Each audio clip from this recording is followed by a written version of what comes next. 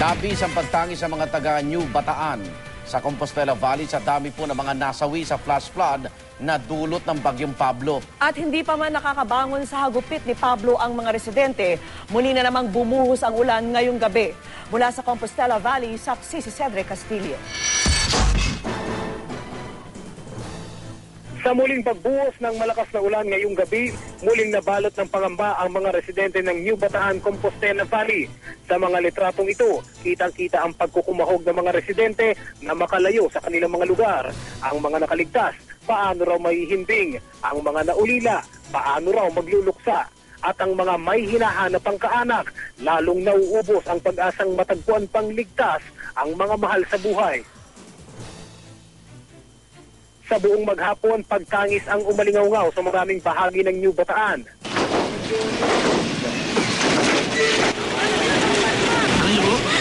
Tatlong anak ko.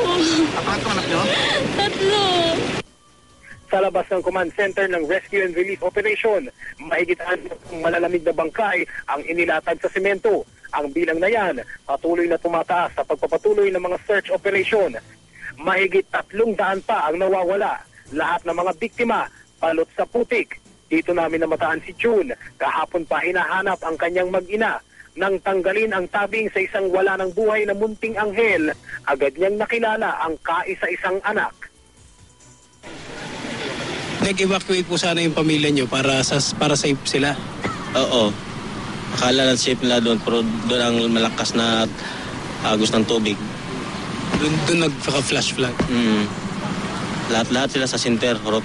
Naku po. Hindi pa nakita ang asawa ko at yung gangan ko.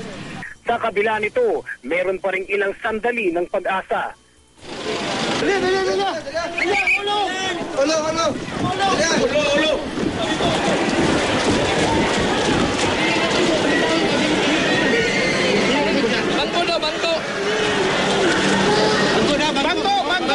Wala. Lahat-lahat sir, nakalubong po siya sa putik sir. Doon pa lahat. Pero yung heart niya sir, function po talaga. Talagang heavily devastated. Maraming puno, no? Maraming malalalim na lugar na hindi kaya ng mga sasakyan. Pati yung mga foot soldiers natin tsaka ibang rescuers nahirapan dahil sa mataas yung mga putik. Actually, ang cadaver ngayon piniprepare na para sa funeral parlor. Saka ang gobyerno na ang babayad doon. Ayon sa Mines and Geosciences Bureau, kasama ang New Bataan sa mga flood at landslide-prone areas ng Compostela Valley. Katunayan, halos lahat ng 16 nitong barangay ay high risk sa pagbaha at landslide-prone. Kabilang ang barangay Andap kung saan mahigit 30 ang patay matapos bahain ng mismong evacuation center. May kalapit daw kasing ilog ang barangay. Ito yung barangay Andap. Yan ho yung barangay center na ginawang evacuation center. Ay nasa flood-prone area po siya. So talagang babahain talaga yung lugar na yan. Importante ho yung early warning system na effective. Sa kabila nito, may inisyu pa ring mining permit ang mismong DNR-MGB sa lugar. Base sa nakalap na impormasyon ng GMA News Research, hindi pa tiyak kung nakaka-apekto ba ito sa pagbaha at kung paano. Wala pang tugon kaugnay nito ang MGB. Mula rito sa Compostela Valley, ako si Cedric Castillo, ang inyong saksi.